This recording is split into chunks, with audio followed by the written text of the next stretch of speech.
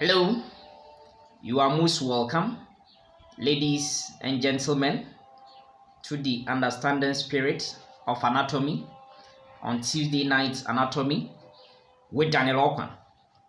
Today's section, I'll quickly revise with you some abdominal structures that, of course, we've already looked at. So please, if you've not, got the opportunity to watch those videos, yes, I've done them. You can get to the abdomen playlist. Yes, you go to my YouTube channel, you get them there, so that you can have comprehensive understanding as far as this revision exercise is concerned. This will actually, yes, be the part one. Yes, I'll subsequently be doing the various parts in our next videos, in our next meetings.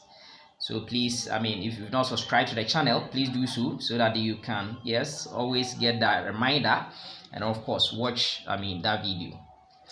So I'm going to do this revision with you through some questions that I've set for you, some MCQs.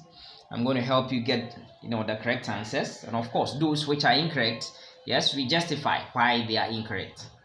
And so without much ado, let's set the ball rolling. So we begin this exercise, with question number 1. And question number 1 says, which of the following is not true about the esophagus? Now, of course, we know that the esophagus is not only an abdominal, viscera. Yes, it has cervical, part. It has, thoracic part. And then, of course, it will also have this intra-abdominal portion.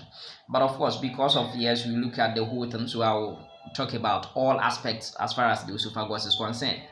So let's look at, option A. Which of the following is not true about the esophagus? Option A, it says, in the thorax, it lies medial to the vagus nerves, although the right and left vagus nerves pass under right subclavian, artery and aortic arch, respectively. There's a very true statement. Let's look at the statement closely. Yes, in the thorax, lying medial, to the vagus nerves. In other words, the vagus nerves lie lateral to the esophagus. That's a very true statement. Then, if you talk about the right and left vagus nerves, what happens is that the right vagus nerve, yes, it is shorter and therefore passes immediately under the right subclavian artery. Well, we know the right subclavian artery, yes, is a branch of the Brachiocephalic Trunk.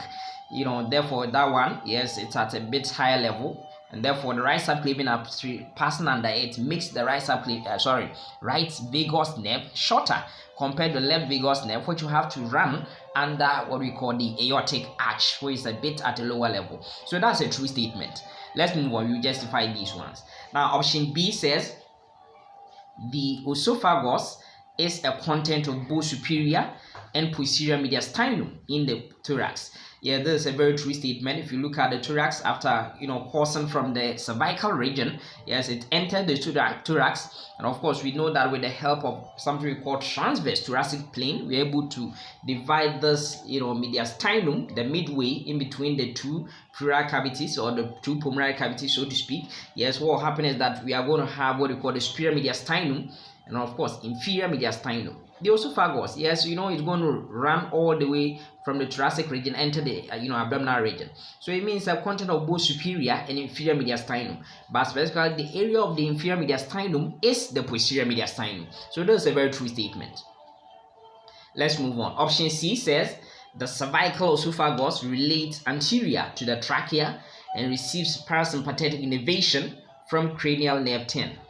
Yes, no problem that it receives parasympathetic innervation from cranial nerve 10 to help in its secretion, in its contractile peristaltic movement and all that. Yes, no problem, except of course the proximal portion, proximal 1/3 portion, because the proximal 1/3 portion of the esophagus, yes, is essential skeletal muscle. Therefore, yes, its innervation will be somatic, not parasympathetic, which is of course autonomic. So that's true in a way. But if you look at this, it says the esophagus relates anterior to the trachea.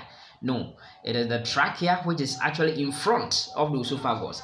So this statement should have rather been that the cervical esophagus relates posterior to the trachea. So this is a wrong statement. So let's move on. So already we've seen our correct answer, that's option C. But let's move on and see the other options. Option D says the esophagus receives vascular supply via branches of inferior thyroid artery thoracic aorta, and left gastric artery. Yes, this is a very true statement, especially in the cervical region. Yes, through the inferior, thyroid artery. Yes, I mean, it gives some esophageal branches to it, and of course the thoracic, descend aorta also gives some branches in the thoracic region. And then of course when you get to the abdomen, yes, through the left gastric artery, yes, it gives off some branches, esophageal branches, to supply that lowermost portion of the esophagus in the abdomen. That's true. Now option E says structures which are bilateral to the esophagus include the cervical in the cervical region, who include recurrent laryngeal nerves, and of course common carotid arteries. Yeah, no doubt, because at the end of the day, after the esophagus, the right vagus nerve having passed under what we call the right subclavian artery, and of course the left vagus nerve having run under what we call the arch of aorta, they are going through what we call the tracheoesophageal groove, and as what we call recurrent laryngeal nerves, not lateral nerves, laryngeal nerves, recurrent laryngeal nerve. So yes, indeed, it will go through that one. So it means that it will relate, more or less lateral to it, as well as of course the common carotid arteries. I'll show you these ones. So in this question, our answer is option C. So there we are. Now we said that, in the thorax, now you can see, okay, in the thorax, even in the cervical region, okay, you can see that what happens is that this is the esophagus lying behind what we call the trachea, and then what happens is that this nerve over here, where the vagus nerve lies lateral, on the lateral aspect of the esophagus, anterolaterally, so to speak, so that yes, it is not the other way around, okay, that this one will lie medial. It's rather these vagus nerves lie lateral to the esophagus. But one thing that I want you to know is that you can see that this right vagus nerve is relatively shorter. Why? Because as it runs under this artery, okay, under this artery, which as well the what do you call this, right subclavian artery, because it's a branch, okay, of what we call the brachiocephalic trunk. As it runs under it, it takes a short course, okay, and it runs through this groove in between the esophagus posteriorly and the trachea anteriorly. This groove is called tracheoesophageal groove. Similarly, if you look at that of the left vagus nerve is longer, because it has to come down all the way to run under what you call the arch of aorta, giving us the left recurrent laryngeal nerve, which also runs through what we call the tracheoesophageal groove. So that's what I want to show you here. Yes, one thing that I want to show you, yes, already I've told you something about it. Yes, this is, that one they didn't show it very clearly. Now this is what we call the Brachiocephalic Trunk, which is a branch of what we call the arch of aorta. This gives us this branch, which is the right subclavian artery, and this nerve, where the right vagus nerve runs under it, and of course moves, and then eventually moves down to form part of what you call the what do we call the esophageal plexus, okay. It contributes to it. Now this right one becomes what we call the posterior vagal trunk, contributing to the esophageal plexus. And then the left one, which I said is longer because it has to come down, actually passing under what we call the arch of aorta, and then eventually also giving us this left one becomes what we call anterior vagus trunk, and it contributes also to the esophageal plexus, okay.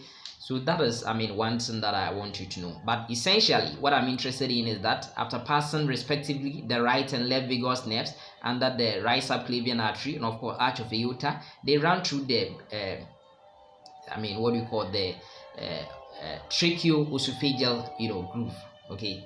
So that is that. Now I told you that the esophagus is a content of both superior and inferior mediastinum. Now what we see is that with the help of the transverse thoracic plane, which runs transversely across the thorax through of course the stellar angle of Louis all the way to T4 T5 vertebral level, okay, what happens is that yes, we're able to divide this mediastinum, which is midway between the two pleural cavities, okay, into what we call superior mediastinum and of course inferior mediastinum. Now superior mediastinum will contain, yes, esophagus. Not only esophagus, even the trachea will be there, the arch of aorta together with its major branches like brachiocephalic trunk, talk about the left common carotid and of course left subclavian arteries, they will also be there. Talk about the main tributaries of inferior vena cava, the brachiocephalic veins, okay, they will also be there but not shown over here. Even superior vena cava will be there. Of course, we will talk about the phrenic nerves because the phrenic nerves are ultimately coming to supply the diaphragm, so they will be coming from, of course, the C3 to C5 ventral rami, so from the neck region, so all the way they will have to come through the thorax. So it's also content of the superior mediastinum, as well as of course the vagus nerves. Yes, no doubt that the vagus nerve is cranial nerve 10, and of course it means that it's coming from the head and neck region. So from the head region it has to go through the neck, eventually come through this area as well, because the vagus nerve will be supplying not only the thoracic structures, even go all the way to supply the abdominal structures, supply those glands, okay, and then all those smooth muscles. So that is one thing that you have to know. Now when you get to this area below the transverse thoracic plane, we have what we call the inferior mediastinum. Yes, you can visit those videos that I've done on the mediastinum. Yes, you can visit those ones. But what ultimately we are interested in is that this mediastinum divided into anterior, middle, and of course posterior, with the help of course the pericardium. Anterior, the main content will of course be the the thymus. Even the thymus will be in the superior, but some will extend into of course the anterior mediastinum. Then of course even the thymic fat, yes, they will be there. Then main thing in of course the middle mediastinum, yes, will be of course the heart together with of course the pericardium itself, the pulmonary trunk, the major vessels over there. Yes, all those ones will also be part of what we call the middle mediastinum. But I'm interested in the posterior mediastinum because that is where the esophagus from the superior mediastinum will run. Okay, in the posterior mediastinum, yes, we have the esophagus, and not only the esophagus, yes, we also have what we call the descending thoracic aorta. We talk about the esophagus, hemiesophagus, even the thoracic duct, yes, will be over here, because at the end of the day the thoracic duct will have to run, yes, through where the aorta pierce through the the diaphragm at the level of T12, so will also be a content. All right, so that is what I want you to know. Now by way of the innervation to the esophagus, as I told you, is if you divide the esophagus into 3 portions, upper 1/3, middle 1/3, and of course distal 1/3, then what will happen is that it's only just the proximal portion of the esophagus which exclusively we have that skeletal muscle, and that one will of course be supplied by somatic nerves. But essentially, as far as the peristaltic contractions, secretions of the glands, eventually, yes, for the lower portion of the esophagus are concerned, it will be coming from, of course, the esophageal plexus. And this esophageal plexus is nothing but what we call the left and right vagus nerves, which are eventually giving us the left one. Yes, get to know the left one is giving us the anterior vagal trunk, and of course the right one is giving us the posterior vagal trunk. Okay, to eventually supply the esophagus and then continue to supply that of the stomach and other viscera of the abdomen.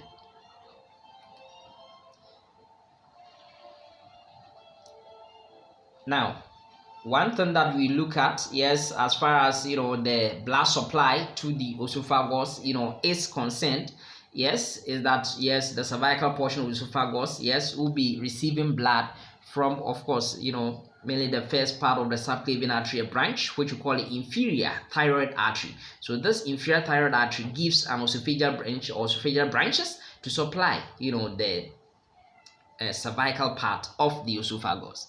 And then if you get to the descending thoracic aorta, it gives some bronchial branches. It supplies the esophagus. Yes, not only the bronchial branches, but there will also be some direct branches from the this descending thoracic aorta to supply this thoracic portion of the esophagus. Now for the intra-abdominal portion or course of the esophagus, yes, through one of the branches, in fact the smallest branch of what we call the celiac axis or the celiac trunk, yes, is what we call the left gastric artery. This left gastric artery, yes, ascends upwards and gives off, some branches that we call esophageal branches to supply the lower portion of the esophagus. Yes, I told you that relating, bilaterally to the esophagus, yes, will be, of course, the recurrent laryngeal nerve. But not only the recurrent laryngeal nerve, but also, relating that kind of lateral to it, yes, will be this, artery, which, we call it the common carotid artery. Common carotid artery also relates laterally, but essentially it's more or less posterolaterally. Okay, so what you have to know, is that one. But of course, you can see that the trachea will lie anterior to the esophagus. This is the esophagus. Okay, and then of course we also have the recurrent laryngeal nerve, because we said that the recurrent laryngeal nerve will be running through the tracheoesophageal groove, and therefore it makes sense that anterolateral to it, yes, will be the recurrent laryngeal nerve, no problem. Okay, but as we said, yes, relating laterally as well, yes, we also have what we call the the common carotid artery, relates lateral to it. Not only that, even the loop, of what we call the thymus, the lobe of the thymus also relates, laterally, anterolateral to it. That's what you have to know. But not only that, even the internal carotid artery, will also, in a way, yes, relates. Internal carotid artery will also relate, laterally, posterolateral to what we call the esophagus, as well as, of course, the vagus nerve, because we know the carotid sheath, will not only, contain the common carotid artery as well as internal carotid artery, but also, yes, the internal jugular vein, and somewhere between them, yes, the vagus nerve. Yes, so all of these structures will relate, posterolateral to, of course, the esophagus. So that's one thing you have to know. Now, already I've looked at this, but let's just look at it once again, that in the thorax, anteriorly, the lower portion of the trachea will relate anteriorly to the esophagus, because the esophagus is behind the trachea. And then not only that, yes, we also have the left recurrent, because the esophagus will be shifting more towards the left, left side. What happens is that most of these relations, yes, will be to the left side. So the left, recurrent laryngeal nerve will relate, anteriorly to it as well. Not only that, the left principal or main bronchus, yes, will also relate to it. That's what we are going to see. So these ones will be the anterior, relations of what we call the esophagus. If you look at the posterior relations, yes, the bodies of the various vertebrae will have to be there. The thoracic duct, because the thoracic duct will be going through that, aortic hiatus at the level of, T12. The more you are going posterior, the aortic arch, the aortic opening will not only admit the descending thoracic aorta to go through to become, abdominal aorta, but also, the aortic arch, as well as even the azygos vein, sometimes hemiazygos vein, yes, will all have to go through it. So that one, yes, it will be the posterior relations. Yes, the right, posterior intercostal arteries will also be there. Descending thoracic aorta, yes, we look at all those ones. But to the right, to the right side, if I take the esophagus to the right side, because it will be running through the mediastinum, and the mediastinum, yes, is somewhere between the left and right pleural cavities. Then what happens is that the mediastinal pleura will be relating to the right. So right mediastinal pleura, and for that matter, left mediastinal pleura, yes, relate to the left side. But also in the left side, more relations will be there. Yes, we will have what we call the aortic arch, also to the left again.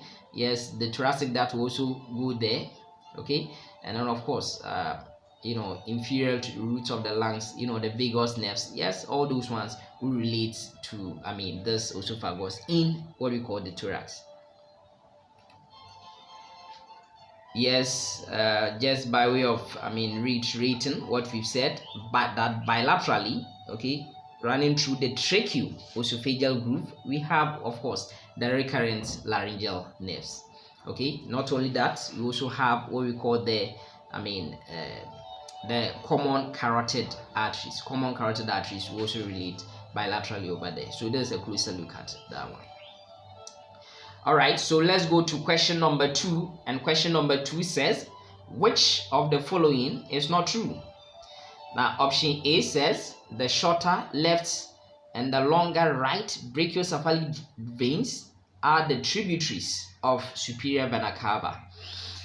Yes, in fact, the shorter left is rather the shorter right.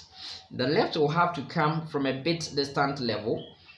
Okay, so that one is actually there. So I'll show you why it is so. Yes, it's rather the longer left. So it's not the shorter left. And then the right one is rather longer. Okay, right one is the right one is rather shorter. Okay, I'll show you that one. So already there's the wrong statement. I'll show you. Option B says the esophagus is muscular tubular organ that connects the laryngopharynx at the level of cricoid cartilage to the stomach. Yes, no problem. There's a very true statement. Yes, at the level of C6. Yes, at the level of the cricoid cartilage. Then what will happen is that we change laryngopharynx into esophagus. Okay, and then of course it continues all the way to meet the stomach. That's a true statement. Option C says in the abdomen, the aorta lies posterior to the esophagus. Yes, no doubt that yes, the abdomen will lie, of course, in the abdomen the aorta lies posterior to the esophagus, because at the end of the day, the aortic hiatus, which opens at T12, yes, is posterior to the esophageal hiatus. You will see that. Option D says the esophageal hiatus also admits the left and right vagus nerves as posterior and anterior vagal trunks respectively. So let's look at it. Yes, indeed, the esophageal hiatus will admit the left and right vagus nerves, no problem. But the left vagus nerve, becomes posterior vagal trunk, and then the right vagal, the left vagus nerve becomes anterior vagal trunk, while of course the right vagus nerve becomes posterior vagal trunk. So this one has been changed. So it means that there's also a wrong statement.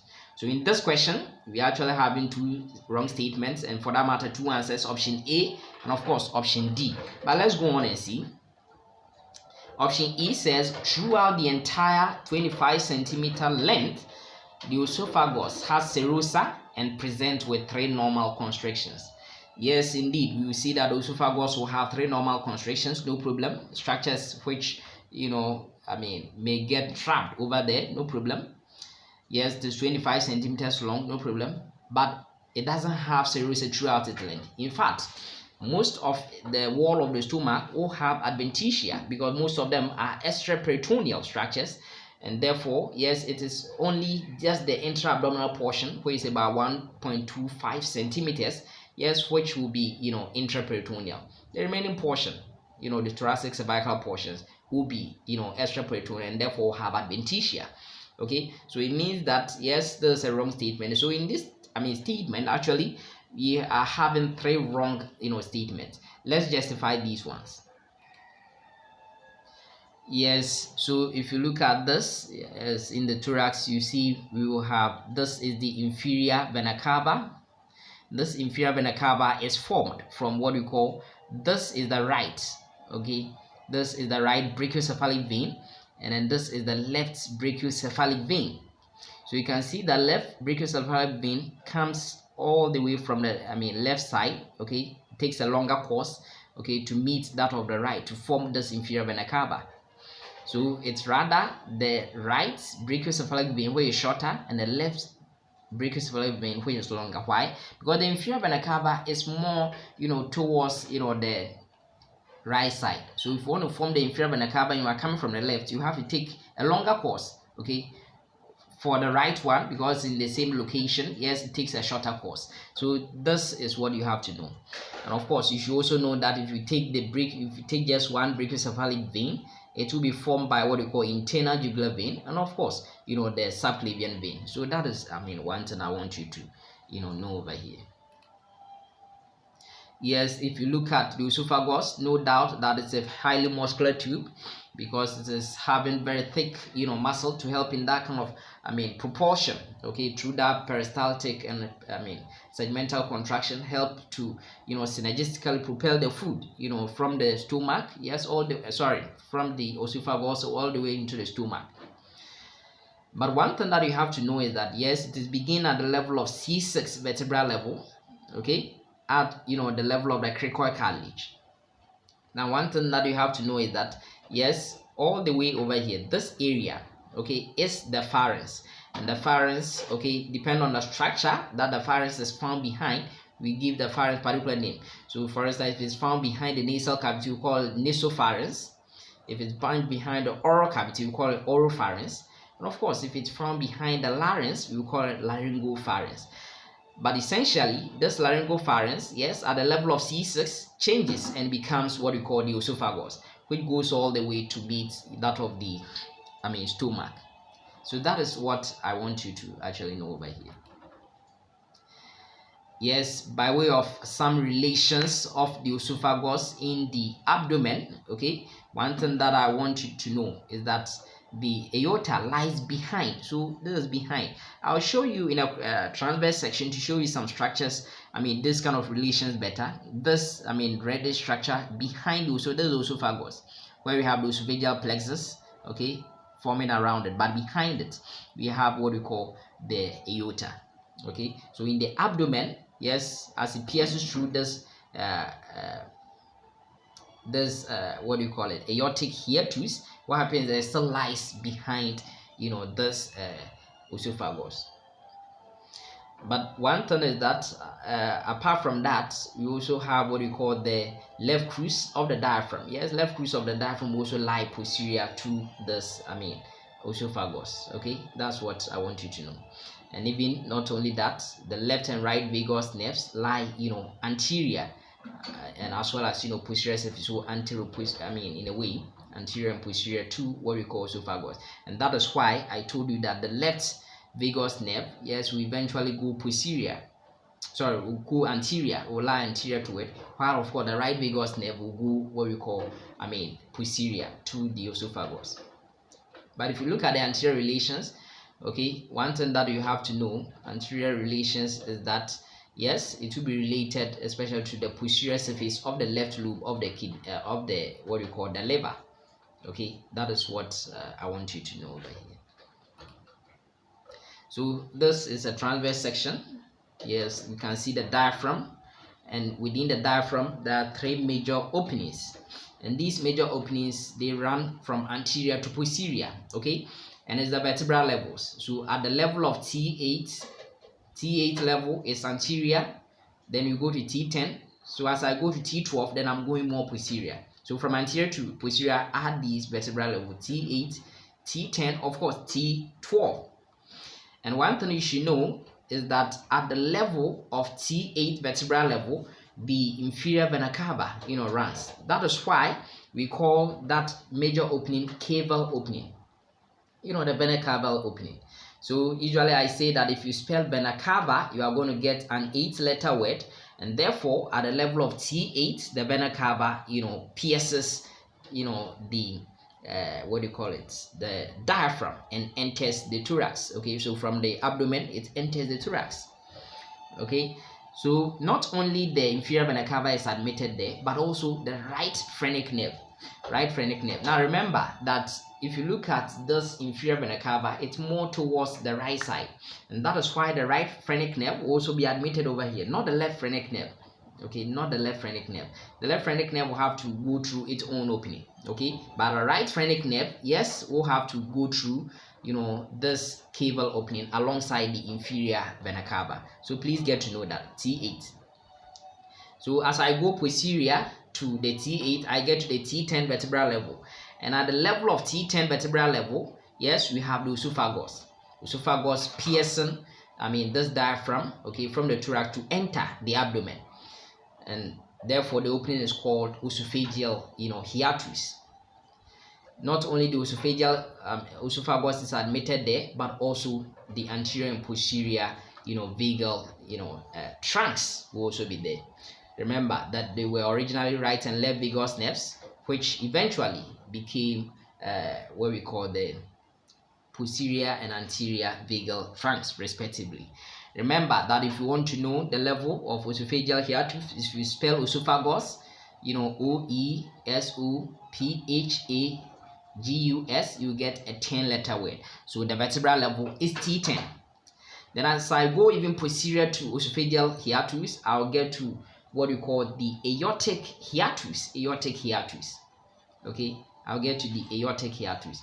And aortic hiatus is at the level of T12, because if I spell aortic hiatus, I'll get a 12-letter, group of words. Okay, so please get to know that T12. Not only the descent thoracic aorta is admitted here, so that it becomes the abdominal aorta, also the azygos, vein, even as well as hemiazygos vein sometimes, as well as in the thoracic duct. AAT content will be here, aorta, another azygos vein, and T, thoracic duct, will be admitted over here. So please get to know how these structures, come in. Now, if you look at the esophagus, yes, is having 3 normal anatomical, constrictions. Okay, yes, some will say 4, but mainly there are 3. Okay, because the second and then the third one, which some books will say, yes, they are closely, almost at the same level. So I'll go with the 3. So throughout the length, we said that the entire length, generally from the cervical region into the abdominal portion, yes, we are going to have roughly 25 centimeters long, esophagus. And this esophagus will have 3 normal constrictions. So at the level of C6, now I told you that at the cricoid level of the cricoid cartilage, where is C6 level, the laryngopharynx, yes, will meet the esophagus. Okay, and then meeting the esophagus, okay, there's one constriction over there. Okay, there's one constriction. Okay, so you can call that constriction the pharyngoesophageal constriction, because that's the level at which they meet. That constriction takes place.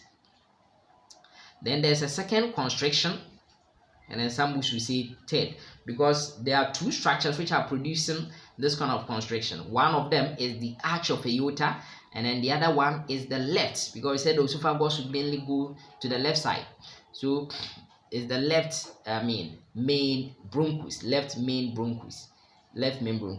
So we call it broncho-aortic constriction. So there's another constriction at the level over here, which we call, the level is actually T4, T5. That's what we call broncho-aortic constriction. Because we know that the mainly the arch of aorta will be at T4, and then the left main bronchus, yes, it's coming mainly at the level of what we call T5. So T4, T5 mainly broncho-aortic constriction. And then there's a third one. That constriction, yes, we see it at the level where the esophagus, enters the diaphragm, pierces through the diaphragm to enter the abdomen. Okay, so that level, that constriction, it is not the junction between, of course, the esophagus and the stomach, not the cardio-esophageal junction, no, or the gastroesophageal junction, no. It is at the junction where it pierces the diaphragm to enter the abdomen, and that's at T10, because we know that at T10, that is where the esophagus pierces the diaphragm to get the esophageal hiatus. Okay, actually at T11, that is a gastroesophageal junction. That is not that constriction, so please don't consider this one. These areas will be potential sites where swallow structures may get occluded. Okay, so whenever radiograph or whatever comes, yes, these are the main areas that we want to see whether that structure is occluded or has gotten hidden somewhere. Now, if you look at the esophagus, okay, the 25 centimeter length, it is only the small intra-abdominal portion, which will have what we call serosa. The remaining portion of the esophagus will have adventitia. Okay, will have adventitia. So if you look at the wall of the stomach, we will have what we call mucosa, just like all the structures of the postpharyngeal gut, you will have 4 tunics: mucosa, submucosa, muscularis externa, and of course adventitia. The reason why we are calling this muscularis externa is that we also already have muscularis interna in the mucosa, being the muscularis mucosae. I'm not doing the histology of it, so I'm not going much into that detail. So please, if you can get that video that I've done on the histology of the postpharyngeal gut, yes, you can get all these things explained there. So that is what we are saying, just the same thing, but I'm trying to say that the esophagus may have adventitia or serosa. Mainly it's adventitia. It is only, yes, around, some books will say 1 to 2 centimeters, but usually it's about 1.25 centimeters, length of the esophagus in the abdominal portion, which will have, serosa. Remember that serosa, apart from having the connective tissue, which is adventitia normal, it will have a single layer of squamous epithelium around it. Let's go to question number 3. And question number 3 says, which of the following is false? Now, option A says a tumor which produces epigastric pain and originates posterior to the stomach is likely the pancreas. Yeah, that's a very true statement. That's why you should know the bed of the stomach. Lying behind the stomach is the pancreas. And therefore, if there's some kind of pancreatic tumor, okay, yes, it can produce that kind of, and it perforates over there, can produce that kind of epigastric pain. Because at the end of the day, the pancreas is in the epigastrium, mainly, it's in the epigastrium. So it may produce that kind of pain. That's a true statement. Option B says a perforated stomach which produces acute epigastric pain on radiography shows air within the abdominal cavity. No doubt that if the stomach, okay, there's some kind of disorder, it could be that kind of peptic ulcer of the stomach, then what happens is that the stomach wall may get eroded. When that happens, that this fundus part of the stomach, yes, traps that kind of gas over there, swallowed gas. So it means that yes, it can get in there, especially get into the lesser sac of what we call the abdominal cavity. Yes, that's a true statement. And it's also produced this kind of acute epigastric pain. Okay, that kind of sharp pain that you experience in the epigastric region. Yes, that's also a true statement. Option C says one of the posterior relations of the stomach is the left kidney. Yes, that's a very true statement. It's forms one of the bed of the stomach. I'll show you the bed of the stomach. Option D says the left gastric artery, being the smallest branch of the celiac trunk, gives esophageal ramifications.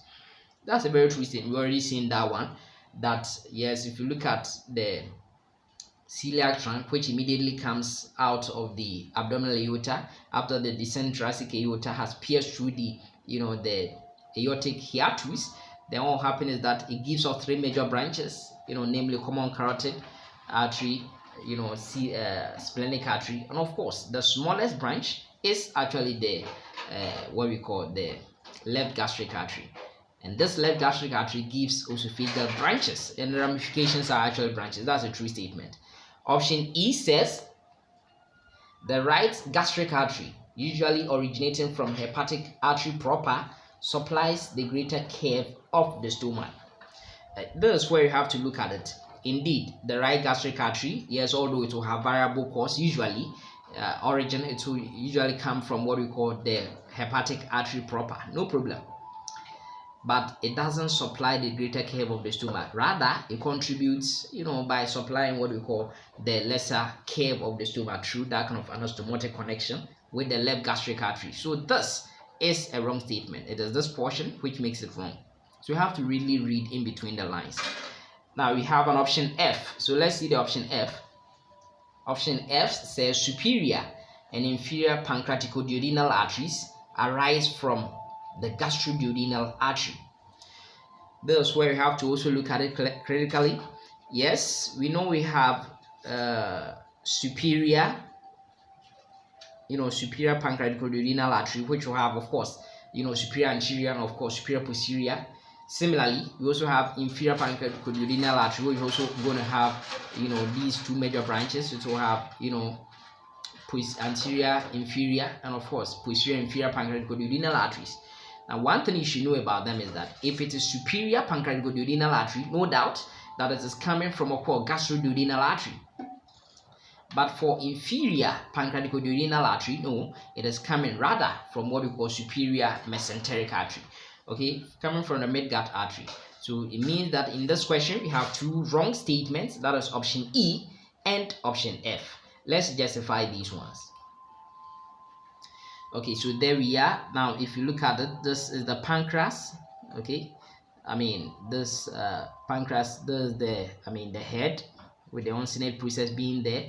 It will have the neck, it will have the body, and of course the tail. So if there is that kind of tumor, okay, whether it could be benign, but mainly if it is very fulminant, and let's say it is cancerous, then what will happen is that yes, it can, what we call it, cause that kind of erode those various structures which are behind what we call the stomach. Okay, and it produces this kind of sharp pain, okay, in the epigastric region. So that is very true. It's one of the bed structures of the stomach.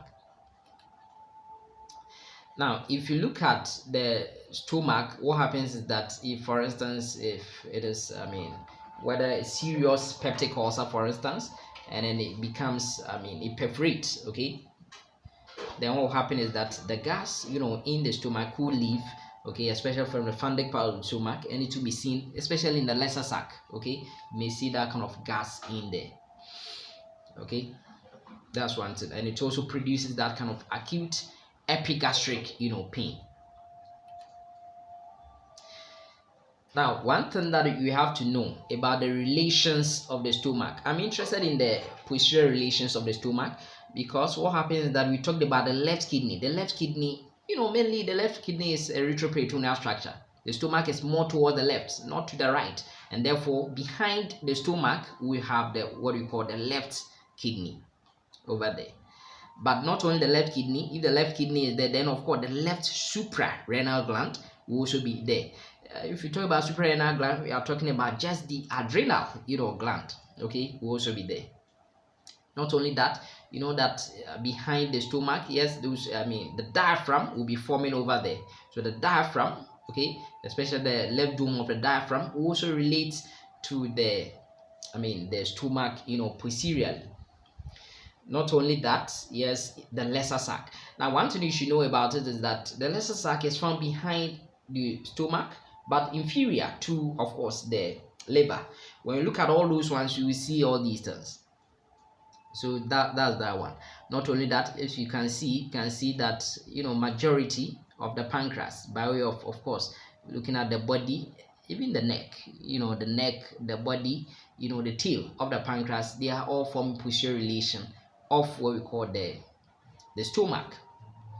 Okay, not only that, even the transverse colon with its mesocolon, which is able to divide the abdominal cavity, greater sac, actually, into what we call supracolic and of course infracolic compartment. We know that the stomach is in the supracolic compartment. Yes, it's also related to it posteriorly. Okay, so these are the posterior relations of the stomach, and these posterior relations structures that form the posterior relations of the stomach, yes, they form what we call the bed. But I shouldn't forget to talk about what we call the spleen. Okay, the spleen also contributes to what we call, especially relating to the fundic part of the stomach posteriorly.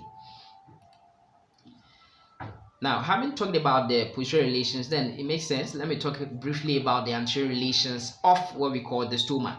Now, one thing, yes, anterior abdominal wall obviously will form anterior relation. So the posterior aspect of the anterior abdominal wall is forming what we call the anterior relations of what we call the stomach.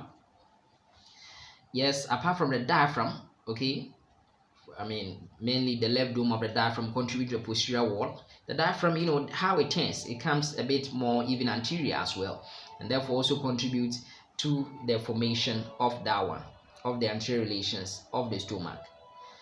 Therefore, it makes sense that if the diaphragm is there, then of course, as we come this way, it anteriorly, then you have the left, costal margin also contributing, to it.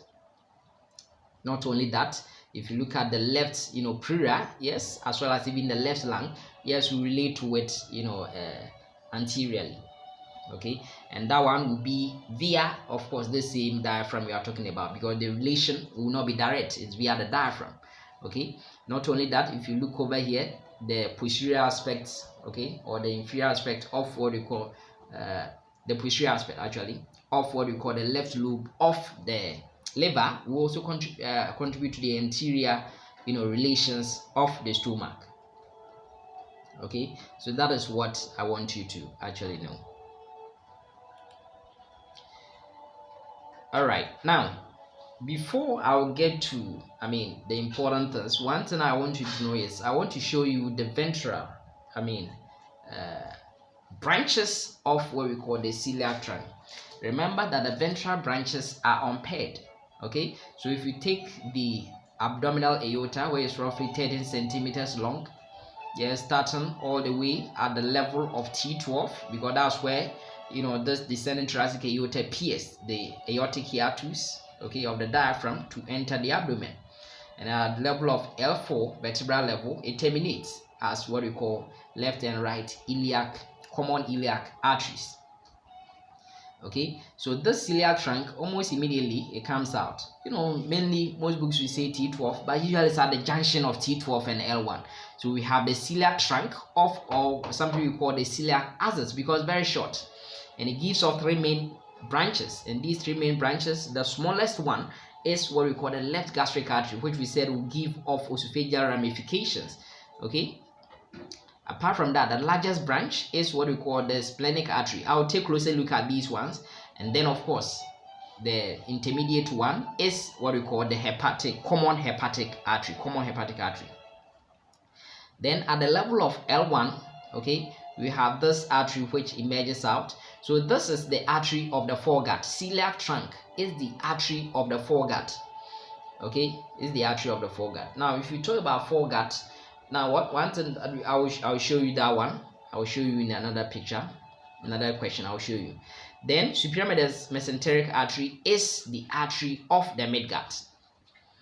Okay, and then of course inferior mesenteric artery at the level of L3. Now this is at the level of L1. Superior mesenteric artery at the level of L1. Inferior mesenteric artery at the level of L3. This is the artery of what we call the midgut. Okay. Now, if I'm looking at the left gastric artery, I said the left gastric artery is the smallest branch of the celiac trunk, which is also a branch, okay, a ventral branch of what we call the abdominal aorta.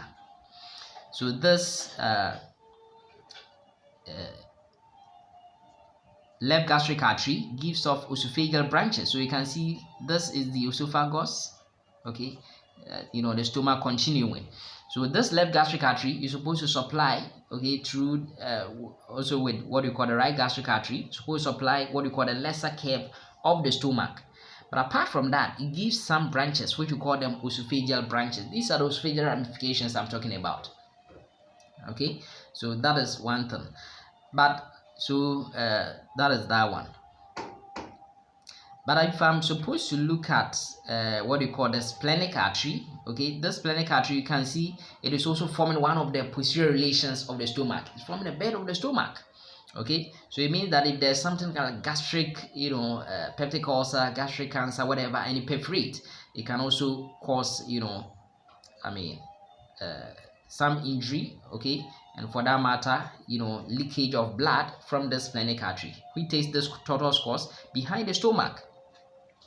Yes, it will give off some branches. We call them short gastric arteries. I'll show you in a better image. Short gastric arteries will be supplying what we call the fundus of the stomach.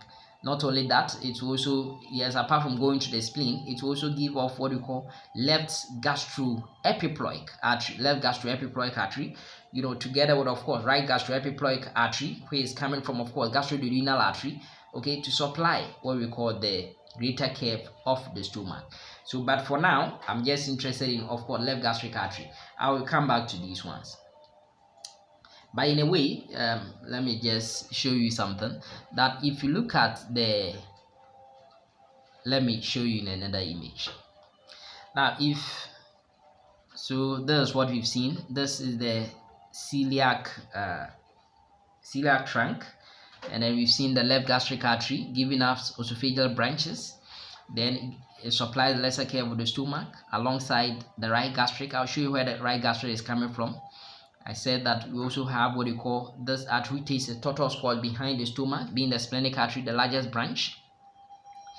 Apart from going to the spleen to supply it, it also gives short gastric artery to supply the fundus of the stomach. Okay, to supply the fundus of the stomach. And then it also gives this branch, which is what we call the left gastroomental or epiploic artery, okay, which anastomosis with that of the right gastroomental artery, okay, to supply the greater curve of the stomach. But this time around I'm interested in what we call the common carotid artery, common hepatic artery. So hepatic has to do with going to the liver. But before going to a liver, it gives off this branch, which you call it the gastroduodenal artery. Gastroduodenal artery. Okay, it gives us this gastroduodenal artery. Then apart from that, it gives us hepatic artery proper. Now this hepatic artery proper, usually, yes, emerging from it will be the right gastric artery. And right gastric artery, anastomosis with left gastric artery, okay, to supply the lesser curve of the stomach. When the hepatic artery proper now continues to give these two main branches, which will be of course the left hepatic artery and right hepatic artery.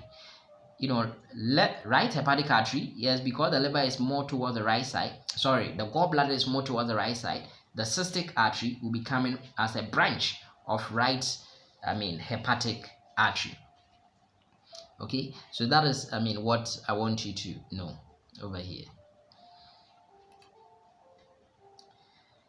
Now, by way of showing you what we call the gastroduodenal, I told that gastroduodenal artery, yes, will be coming from what we call the hepatic artery, common hepatic artery. Okay, that's where the gastroduodenal artery will be coming from.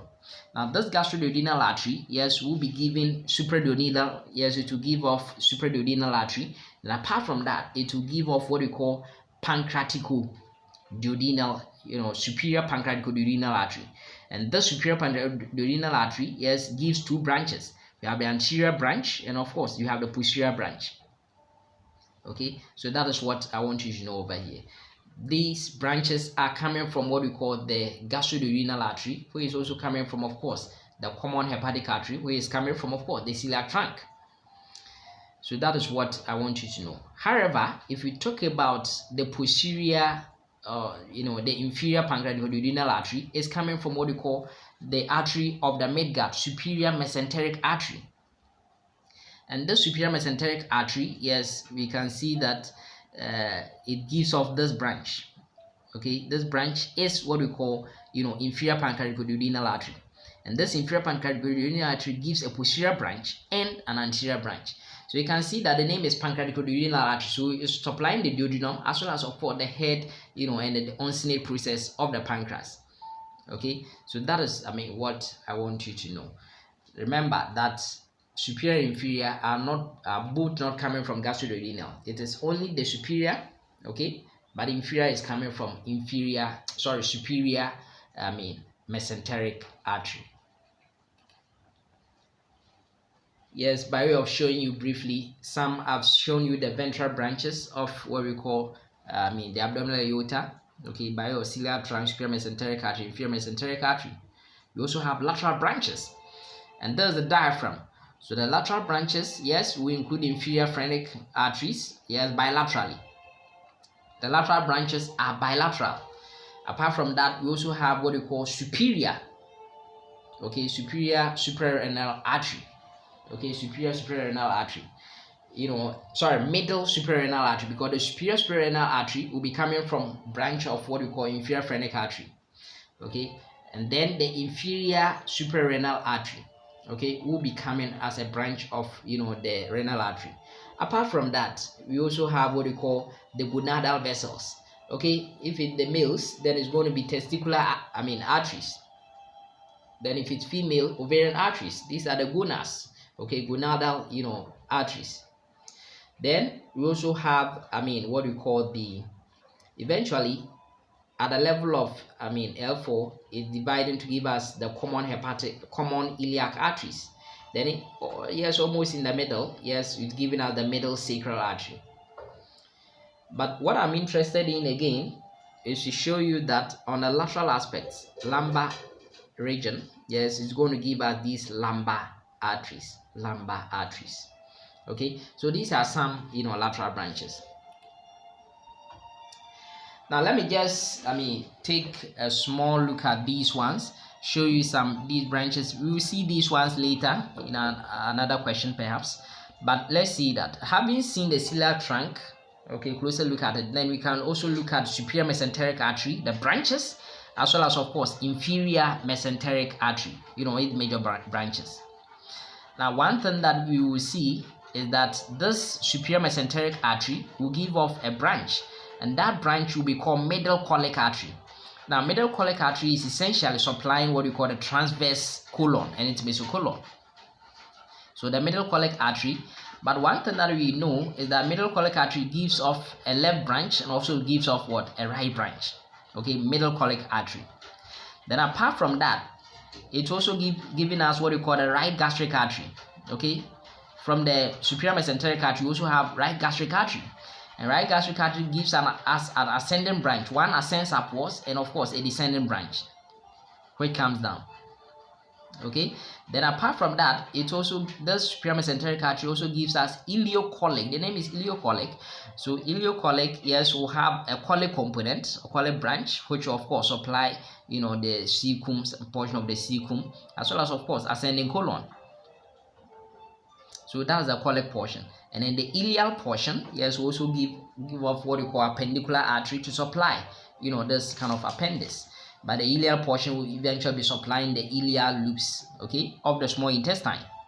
So these are the main things I want you to actually know over here. But apart from that, it's also giving off some branches. The ileal portion is giving us anterior cecal artery, posterior cecal artery, to also contribute to the supply of the cecum. Now for inferior mesenteric artery, which is the artery of what we call the hindgut, what we see is that it will give off a branch. We've seen right and a middle colic branches, so this one will be giving us the left colic branch, left colic artery, and the left colic artery will give us an ascending branch and of course a descending branch, okay, which goes downwards. Okay, that is what we will see. Yes, you can see there are some straight vessels and all that. These straight vessels, they are actually coming directly, branches to supply the organ directly. But apart from that, giving us this kind of, left colic, it will give us sigmoidal branches, okay, to supply the sigmoid colon, okay, and then eventually an important branch that it will give to supply the upper 1/3 of the rectum, being of course the superior rectal artery. So these are the major branches that I want you to generally appreciate over here. Okay, now if I talk about the foregut, okay, then I'm talking about up to the level, okay, so for instance the esophagus up to the level of the opening of what you call the pancreatic ampulla or beta hepatopancreatic ampulla, that opening region, or the major duodenal papilla, that level, that is the level in which we have which delimits what we call the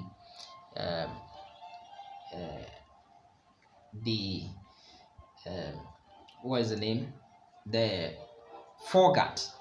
And then of course the midgut, okay, from the level of the major duodenal papilla all the way to the right two-thirds of this transverse colon becomes what we call the midgut, and then the left 1/3 of the transverse colon, up to the level of the anal canal, we have what we call the hindgut. So please get to know that. Okay, so we go to question number 4, and question number 4, yes, it's actually our last question. It says, which of the following is not true? Now option A says the left gastro-omental artery. Remember, the left gastro-omental artery is the same as left gastro-epiploic artery, a branch of the splenic artery, through anastomosis with the right gastro-epiploic artery, supply the fundus of the stomach. Yes, this is no, this is a wrong statement. The fundus of the stomach is actually supplied by the short gastric arteries, which actually come from the splenic artery. Indeed, no problem that the left gastromental artery is a branch of splenic artery, no problem. Okay, that it's an anastomosis with gastroepiploic artery, which is actually a branch of gastroduodenal artery, no problem. But it doesn't supply the fundus. It supplies actually the greater curve of the stomach. So this is a wrong statement. Okay. Option B says right gastroepiploic artery originates from gastroduodenal artery. Yes, I've already indicated that it is a branch of what we call the gastroduodenal artery, which is a branch of the common hepatic artery. Now option C says grossly the stomach consists of cardia, fundus, corpus, and pylorus. This is a true statement. Yes, so in the stomach you have the cardiac portion, you have the fundic portion, we have the corpus. Corpus is simply the body, okay, and then we have the pyloric portion. So this is a true statement. That is grossly. Although we know that the fundus and the body histologically they are indistinguishable, grossly we have these main structures, main parts. Option D says the stomach, located in the supracolic compartment of the greater sac, is an interperitoneal hollow organ with 5 tunics. Yes, already I showed you that the tunics of the stomach, I showed the tunics of the postpharyngeal guts. Yes, by way of looking at the stomach tunics, we said that they will all have 4 tunics and not 5. So that is a wrong statement. So this one we have 2 wrong statements, option A and option D.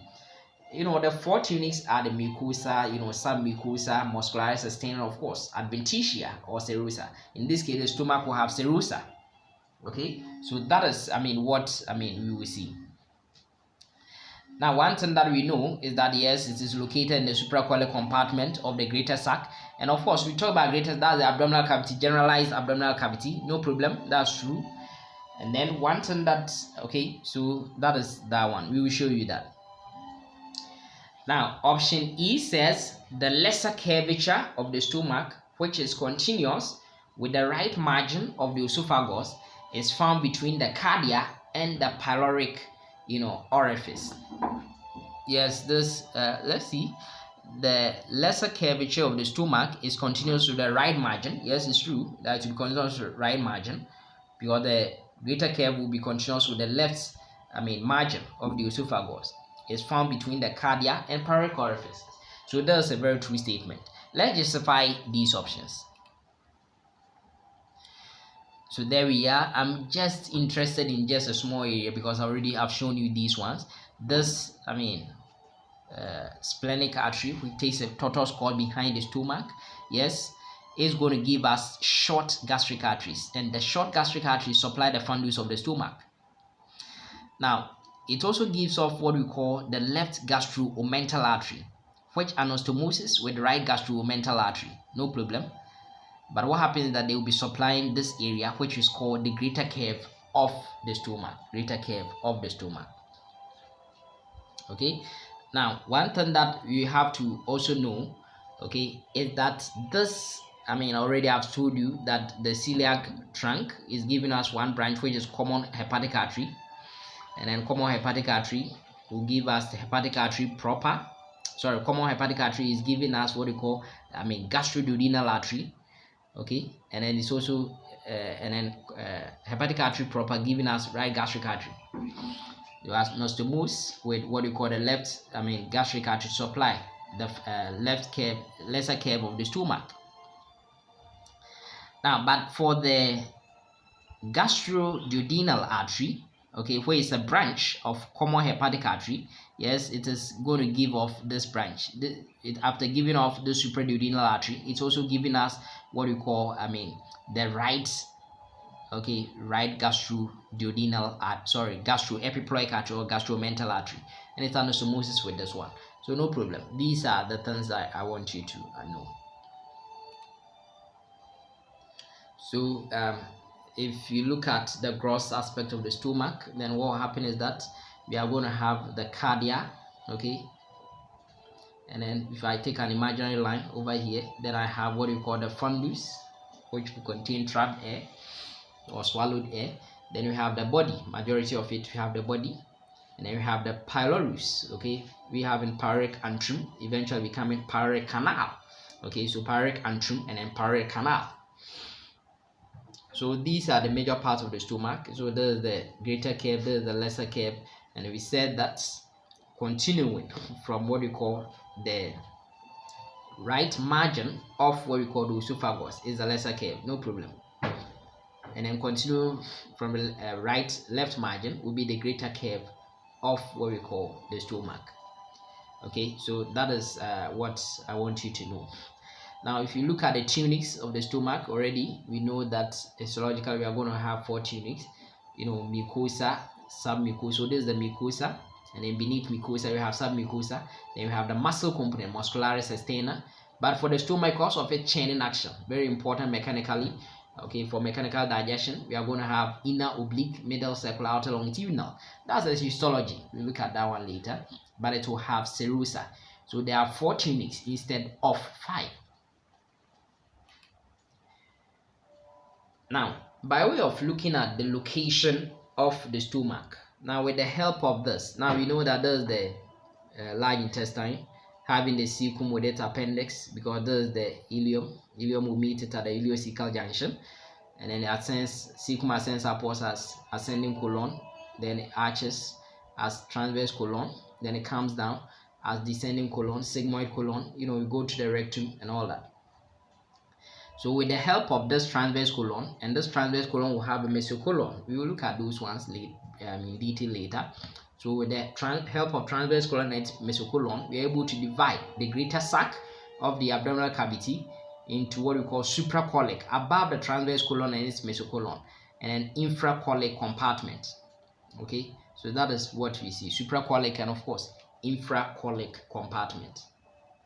The stomach is a content of what we call the supracolic, compartment. Supracolic is above over here, supracolic compartment. Now, just with this image, then let me help you with something. Now, one thing is that in the abdomen, if there's acidic fluid, it can move, okay, from one area to the other. Okay, so let's look at how they move. Therefore, we have these kind of abdominal, these kind of recesses over here. So this one, okay, is what we call the subphrenic space. Okay, these 2 areas. This is the diaphragm. Phrenic has to do with diaphragm. So beneath this diaphragm, this area will be the right subphrenic space, and this area will be the left subphrenic space. Remember that fluid in the right subphrenic space can go to the left subphrenic or vice versa. Okay, and the name for this subphrenic space, we can call it's above the liver, so you can call it supra, hepatic space or recesses. It's because of this kind of ligament over here. We look at those ones in greater detail, and that's the coronary ligament, or of course triangular ligament. Therefore, fluid cannot move from either the left, okay, to the right, or left or right to the left subphrenic spaces. But if I have fluid, okay, in what we call the right subphrenic space, it can move downwards. Okay, it can gravitate, move downward, and that infectious fluid can spread. So it moves downwards and it runs over here. Now this area, there's a space under what we call the right lobe of the liver, and that is also between the kidney. So it's between the kidney and liver. We call it the pouch of Morrison, or the hepatorenal pouch. Okay, that, or you can also call it the right subhepatic space. Okay, so that fluid can collect over here. Okay, can come in over here, but eventually it can move downwards, okay, to move around where we have the right paracolic gutter. Okay, gutter is over here, to eventually get to the dependable portion over here, that's the pelvic cavity. Similarly, if it is in the left subhepatic space, suprahepatic space or subphrenic space, it can move and get to that region, behind the stomach, okay, or under the left lobe of the liver, and that is what we will be calling it the lesser sac or mental bursa. Okay, so that's another space, so it can move, the fluid can get here. but that fluid cannot trickle down, as in this case, cannot trickle down and get to what we call the left paracolic gutter. Why? Because there's a ligament over here which supports the spleen from downwards, and that's what we call the what do you call it? The sustentaculum laini, or it's all the way from the colon all the way to the diaphragm. So phrenicocholic ligament. Okay, so it won't allow the fluid to come in over here. But eventually, if I have fluid in the left paracolic gutter, can gravitate downwards and get to the pelvic cavity. Now, if I look at the infracolic compartment is also divided with the help of the root of the, mesentery proper, okay, mesentery of the small intestine, okay, into that of the right and of course the left, portions. Okay, now what you see is that if I have fluid, okay, in that of the left, it can trickle down and get to the pelvic cavity, can gravitate there. But if I have it in that of the right, it will be confined over here because of the roots of the mesentery. So this is by way of, you look at it in greater detail, you look at the application, later on.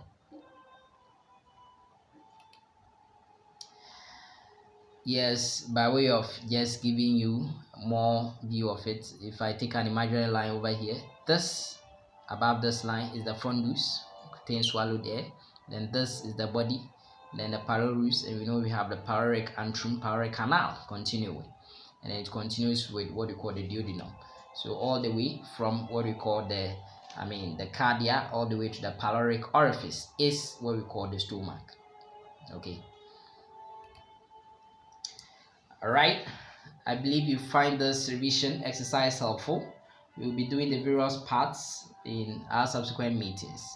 I'm very grateful for your time this evening, and I wish Ghana a happy 65th anniversary. I dedicate this video, okay, for this anniversary. I hope you are doing well. Have a good night, and may the good Lord richly bless you. Amen.